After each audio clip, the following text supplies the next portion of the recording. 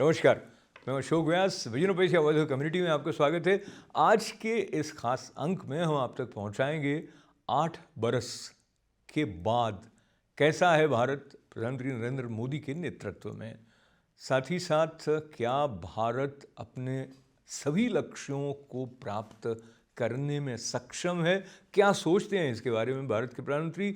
उनके संबोधन से ये अंश आप तक पहुंचाने के अलावा एशियन एक्सीलेंस अवार्ड सेरेमनी पर एक खास रिपोर्ट हमारी तरफ से और साथ ही मुलाकात हिंदी भाषा के साथ सेवा भाव से जुड़े हुए हिंदी से प्यार है के संस्थापक सदस्य अनूप भार्गव से। ये सब करेगा आपकी प्रतीक्षा। इस छोटे से ब्रेक के बाद बने रहें हमारे साथ।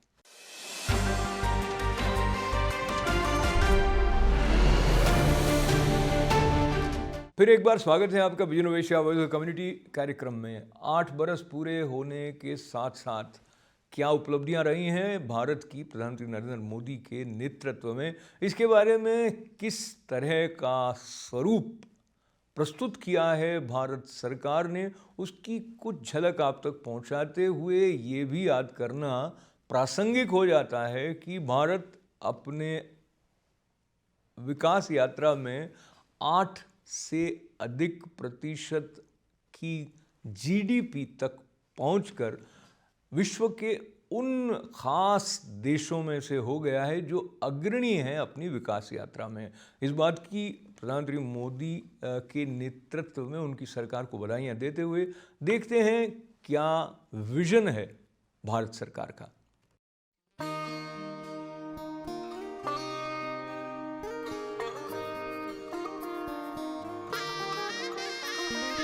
जन जन ने निर्णय लेकर भारत की सूरत बदली है। कदम कदम पे जनता मोदी जी के साथ चली है। 8 साल में हमने असंभव को संभव कर डाला है। नवयुग के सूरज का देखो पश्चिम में भी उजाला है। रात गई अब दिन आएगा भी तो ये बस भोर है। ये भारत का नया दौर है, ये भारत का नया दौर है, ये भारत का नया दौर है, ये भारत का नया दौर है, भारत का नया दौर है, ये भारत का नया दौर है, ये भारत का नया दौर है, ये भारत का नया दौर है। वंदे मातरम, वंदे मातरम, वंदे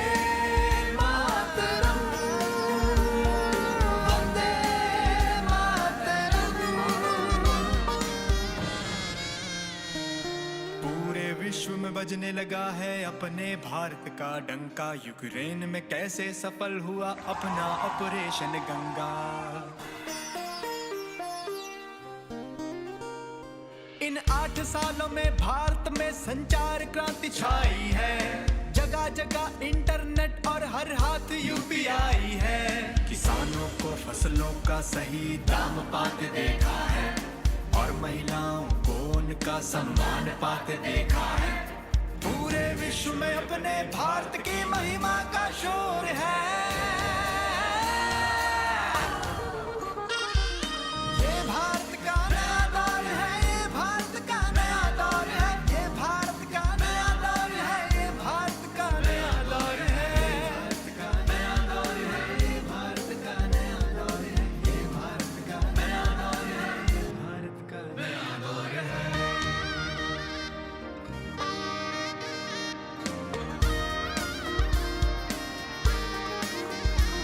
बेघरों के जीवन में नया सूरज निकलते देखा है। इन 8 सालों में करोड़ों पक्के घरों को बनते देखा है।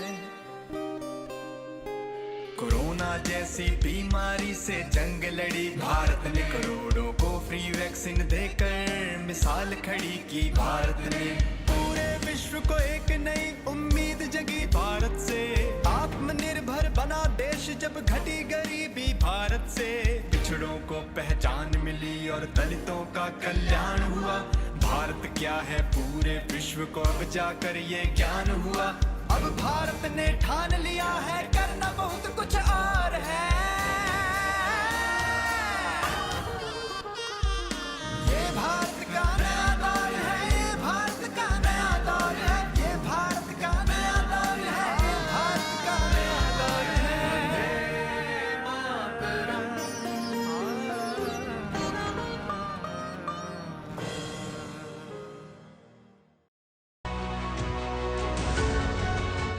एक समय था जब छत की कमी से जूझते परिवार धूप बारिश सहन करने के लिए मजबूर थे। पानी के लिए महिलाओं का संघर्ष और लंबी कतारें किसी से छिपी नहीं थी। साल 2014 मैं पहली बार केंद्रीय सत्ता की कमान संभाली नरेंद्र दामोदर दास मोदी ने। देश में शुरू हुआ नए अवसर, नए इंफ्रा का नया दौर। हम तोड़ रहे हैं जंजीरें, हम बदल रहे हैं तस्वीरें। छत का सपना संजोए लोगों को मिले प्रधानमंत्री आवास योजना के मकान और मिला गरिमापूर्ण जीवन जीने का अवसर। पहले हम कच्चे मकान में रहते थे, नलिये वाले में, और पानी बहुत टपकता था और मकान भी नहीं था। और अब हमको प्रधानमंत्री आवास योजना मकान मिला। बदलाव का दौर उन गांवों तक भी पहुंचा जो आजादी के बाद 70 साल तक भी अंधेरे में डूबे थे। ऐसे ही 18,000 गांवों की दशा बदली और गांव रोशन हो उठे। वंचितों, शोषितों के सामाजिक आर्थिक स्थिति को बदलने में उज्ज्वला योजना ने भी अहम भूमिका निभाई और निशुल्क गैस कनेक्शनों ने करोड़ों महिलाओं और परिवारों की जिंदगी बदल दी। सामाजिक स्थिति में एक बड़ा बदलाव लेकर स्वच्छ भारत भी आया। प्रधानमंत्री मोदी के संकल्प को जनता का साथ मिला और देश 100% ODF बना। पहले आगे से शौचालय नहीं था, तब बेटी पुतो बाहर जाते। आप है कि शौचालय बन गया है तो अपना बेटी पुतो बाहर नहीं जाता है। साल 2020 जब देश के सामने कोविड-19 महामारी की चुनौती आई, तब सरकार मददगार बन सामने आई। राशन की चिंता में परेशान लोगों को राहत दी और शुरू हुई प्रधानमंत्री गरीब कल्याण अन्न योजना।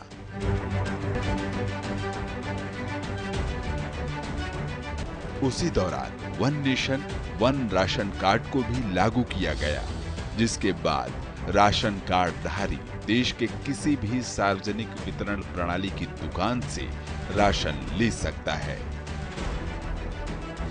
महामारी के दौरान आर्थिक चुनौतियों को देखते हुए सरकार ने ठेला, रेहड़ी पटरी वालों के लिए प्रधानमंत्री स्वनिधि योजना का शुभारंभ किया। इस योजना में 10,000 का ऋण दिया जाता है। बैंक और नगर निगम के प्रयासों के द्वारा सर मुझे आसानी से 10,000 का ऋण उपलब्ध हो गया। सर मैं वो 10,000 का ऋण चुका चुकी हूँ। मुझे 20,000 का भी ऋण प्राप्त हो गया है सर। प्रधानमंत्री मोदी के नेतृत्व वाली सरकार ने सामाजिक सुरक्षा का दायरा बढ़ाते हुए किसानों, श्रमिकों के लिए जहां मानधन पेंशन योजना की शुरुआत की, तो सभी के लिए अटल पेंशन योजना की भी। साथ ही किसान सम्मान निधि के तहत सरकार देश के किसानों को सालाना 6,000 रुपए की सम्मान राशि दे रही है। इसके अलावा प्रधानमंत्री स्वामित्व योजना के जरिए संपत्ति विवाद को कम करने और ग्रामीण इलाकों में मालिकाना हक सौंपे जाने की एक बड़ी पहल भी हुई। आर्थिक सामाजिक विकास की कड़ी में एक और महत्वपूर्ण योजना जल जीवन मिशन देश में शुरू हुई। पानी की कमी से जूझते इलाकों तक पाइप के जरिए शुद्ध पेयजल पहुंचा और करोड़ों परिवारों के जीवन स्तर में आमूलचूल सुधार हुआ।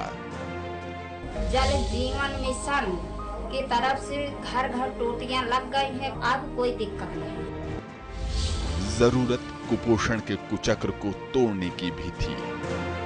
सरकार ने चुनौती का समाधान करने के लिए साल 2017 में मातृ वंदना योजना और साल 2018 में राष्ट्रीय पोषण अभियान की शुरुआत की। मेरी दवाइयाँ जो है 5,000 की आती थी और अब मेरी दवाएं 1,500 की आती हैं। मोदी जी, मैंने ईश्वर को तो नहीं देखा, लेकिन मैंने आपको ईश्वर के रूप में देखा है। आपको बहुत बहुत धन्यवाद। रोजगार और उद्यम को बढ़ावा देने के लिए चलाई जा रही मुद्रा योजना ने देश में 35 करोड़ लोगों के सपनों को उड़ान दी है। बीते 8 साल में प्रधानमंत्री मोदी की सरकार के प्रयासों का ही नतीजा है कि अब गरीब, किसान, मजदूर, दलित, पिछड़ा और शोषित वर्ग को सम्मान और स्वाभिमान मिला है। करोड़ों लोगों को 4 लाख रुपया तक के दुर्घटना और जीवन बीमा की सुविधा मिली। करोड़ों भारतीयों को 60 वर्ष की आयु के बाद एक निश्चित पेंशन की व्यवस्था मिली। अपना पक्का घर, टॉयलेट, गैस कनेक्शन, बिजली कनेक्शन, पानी का कनेक्शन, बैंक में खाता, ऐसी सुविधाओं के लिए तो गरीब सरकारी दफ्तरों के चक्कर काट काट करके उनकी जिंदगी पूरी हो जाती, वो हार जाते थे। हमारी सरकार ने इन सारी परिस्थितियों को बदला। मेरा सपना है सैचुरेशन, 100% लक्ष्य को तरफ हमें आगे बढ़े। मोदी सरकार ने कल्याणकारी योजनाओं की दिशा में कई मंजिलें तय की हैं, लेकिन लक्ष्य 100% का है। सेवा, सुशासन और गरीब कल्याण का मंत्र लिए सरकार लगातार देश की विकास यात्रा को और तेज गति दे रही है। नई ऊर्जा, नए लक्ष्यों के साथ प्रधानमंत्री मोदी का संकल्प 130 करोड़ लोगों के सपनों का नया भारत बनाने का है।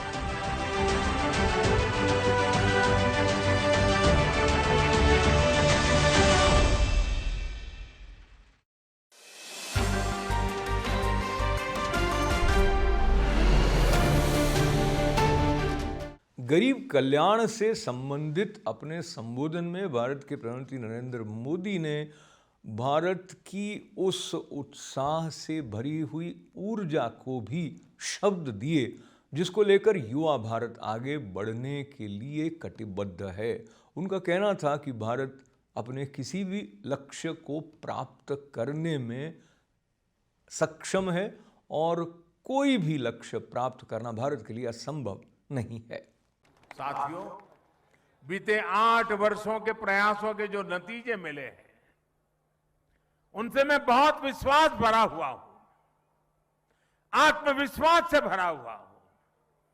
हम भारतवासियों के सामर्थ्य के आगे कोई भी लक्ष्य असंभव नहीं है। आज भारत दुनिया की सबसे तेजी से बढ़ती अर्थव्यवस्थाओं में एक है। आज भारत में रिकॉर्ड विदेशी निवेश हो रहा है। आज भारत रिकॉर्ड एक्सपोर्ट कर रहा है। 8 साल पहले स्टार्टअप्स के मामले में हम कहीं नहीं थे। आज हम दुनिया के तीसरे बड़े स्टार्टअप इकोसिस्टम हैं, तीसरे बड़े। करीब करीब हर हफ्ते हजारों करोड़ रुपयों की कंपनी हमारे युवा तैयार कर रहे हैं। आने वाले 25 साल के विराट संकल्पों की सिद्धि के लिए देश नई अर्थव्यवस्था के नए इंफ्रास्ट्रक्चर का निर्माण भी तेजी से कर रहा है। हम एक दूसरे को सपोर्ट करने वाली मल्टी मॉडल कनेक्टिविटी पर फोकस कर रहे हैं। इस बजट में हमने जो पर्वतमाला योजना की घोषणा की है, वो हिमाचल जैसे पहाड़ी प्रदेश में कनेक्टिविटी को और मजबूत करेगी।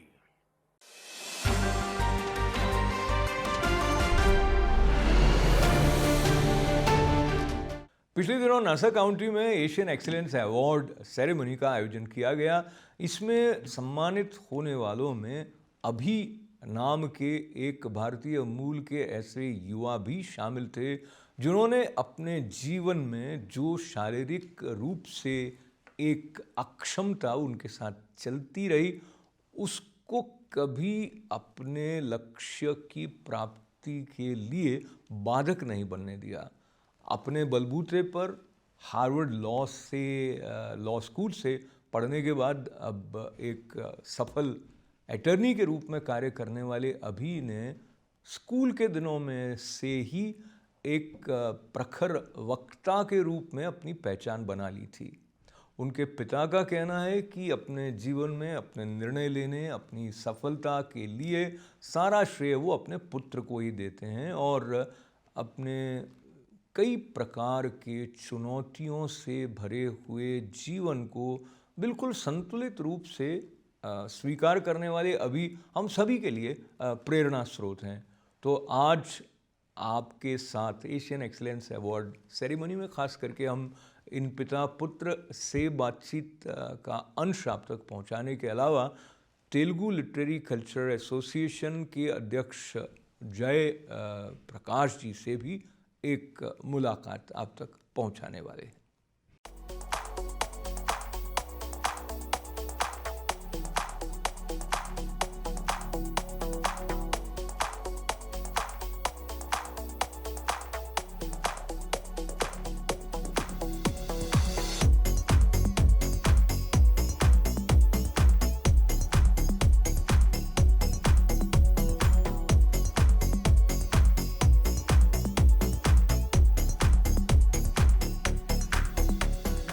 and where we are one community.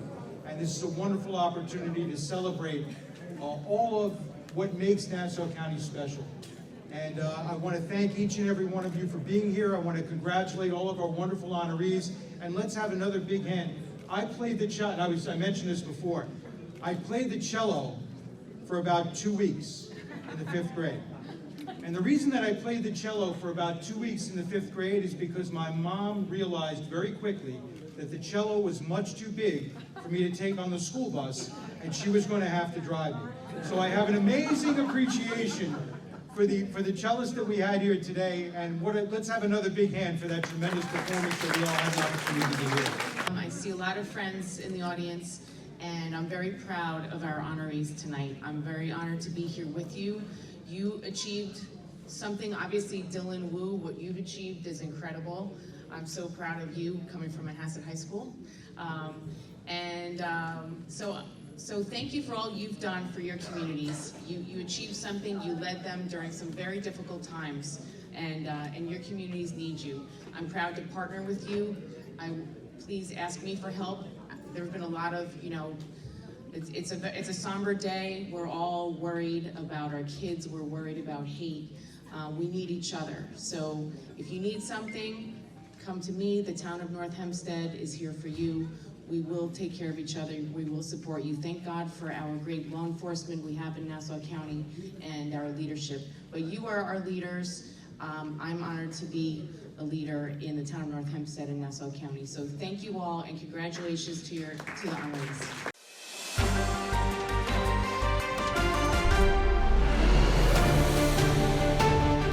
Hindi से प्यार है नाम का एक प्रकल्प अंतर्राष्ट्रीय स्तर पर अपना डंका बजा रहा है। कई देशों से हिंदी प्रेमी जुड़कर हिंदी भाषा को आगे बढ़ाने में और स्वयं को समृद्ध करने में जिस तरह से सक्रिय हैं, उसका बहुत श्रेय अनूप भार्गव को जाता है, जो न्यू जर्सी से रहकर इस अंतर्राष्ट्रीय प्रकल्प में कार्य करने के साथ साथ अब भारतीय दूतावास के साथ मिलकर एक मासिक हिंदी की पत्रिका भी ऑनलाइन प्रारंभ करने जा रहे हैं। हिंदी के साथ उनके प्रेम में उनके काव्य रूप से एक कवि की तरह स्वयं को अभिव्यक्त करना भी शामिल है। तो अनु जी, आपका परिचय कवि के रूप में भी है और एक ऐसे मनीषी के रूप में आधुनिक युग में जो कि हिंदी को और टेक्नोलॉजी को समीप लाने की दिशा में भी सक्रिय रहा है। आगे की बात बढ़ाएंगे हिंदी से प्यार है कि, पर उसके पहले एक आपकी प्यारी सी छोटी सी कविता अगर आप सुनाएं। अच्छा, इसके लिए तो मैं तैयार नहीं था अशोक जी, लेकिन बिना तैयारी के लेकिन आपने जो बात की है मेरे तकनीकी से जुड़े होने की और कविता से भी जुड़े होने की, तो क्यों ना एक गूगल पे कविता सुनाई। बिल्कुल, स्वागत है। तो मैंने ये अभी ताज़ा 2-3 कविताएं मैंने लिखी हैं, छोटी छोटी प्यारी प्यारी सी। क्या बात। तो मेरी पहली कविता देखिए कि सुनो, क्या तुम्हारा नाम गूगल है? सुनो, क्या तुम्हारा नाम गूगल है? क्या तुम्हारा नाम गूगल है? क्योंकि मैं जिन भी कठिन प्रश्नों को पूछना चाहता हूं, उन सब का उत्तर तुम्हारे पास है। क्या बात, क्या बात। अब मैं आपकी बात से प्रेरित होकर सोच रहा हूं कि हमारे आने वाली पीढ़ी में जब वो प्यार से एक दूसरे को पुकारने के लिए डार्लिंग कहते हैं तो गूगल डार्लिंग कहने लग जाएंगे। तो एक और देखिए जी, कि मेरा प्रश्न पूरा करने से पहले ही 3 सुझाव और 5 उत्तर, तुम ना सचमुच में गूगल हो। क्या बात। और एक अंतिम जो है, जो मुझे सबसे प्यारी है, वो ये है कि सुनो गूगल, जानता हूं दुनिया भर की किताबें पढ़ ली हैं तुमने, दुनिया भर की किताबें पढ़ ली हैं तुमने, हर सवाल का जवाब है तुम्हारे पास, तो फिर बताओ वो मेरे बारे में क्या सोचती है। क्या बात है, क्या बात है। बहुत ही अच्छी कविता है आपकी, तीनों ही कविताएं। और इससे मुझे ये भी याद आता है कि एक ज़माना था जब हम देखते थे कि कवि चांद पर कविताएं लिखते थे, और ये गूगल पर लिखने लग गए हैं। पर समय के साथ में एक विस्तार तक पहुंचने में जिस तरह से कवि की दृष्टि हमारी मदद करती है, उसमें भाषा का निश्चित रूप से आधार भी होता है और उसकी आत्मा भी भाषा के साथ जुड़ी है। तो आप बताइए, हिंदी भाषा की क्या विशेषता अनूप भार्गव को लगती है कि वो हिंदी से प्यार है नाम का एक समूह अंतर्राष्ट्रीय स्तर पर जी जागृत कर देता है? तो नहीं, शुरुआत तो हिंदी से प्यार है से ही होती है कि हिंदी से प्यार है। तो यहाँ पे जो हमने एक बात, जब इस संस्था को बना रहे थे तो हमने एक बात बड़ी स्पष्ट रखी। पहली बात तो ये कि इसका हमने कोई बड़ा लंबा चौड़ा नाम नहीं रखा कि संस्थान या केंद्र या जो बड़े बड़े नाम होते हैं अक्सर संस्थाओं के। दूसरी बात जो हमने इसमें यहाँ स्पष्ट की कि हमसे जुड़ने के लिए आपको सिर्फ हिंदी से प्यार होना चाहिए, हिंदी का विद्वान होना जरूरी नहीं है। अगर आप हिंदी के विद्वान हैं तो अच्छी बात है, हम उसका फ़ायदा उठाएंगे। लेकिन हमारा ये मानना है कि अगर आपको सिर्फ हिंदी से प्यार है और आप हमसे जुड़ते हैं तो हम ज़रूर आपको किसी ना किसी रचनात्मक काम में लगाएंगे जिससे कि हिंदी का फ़ायदा होगा।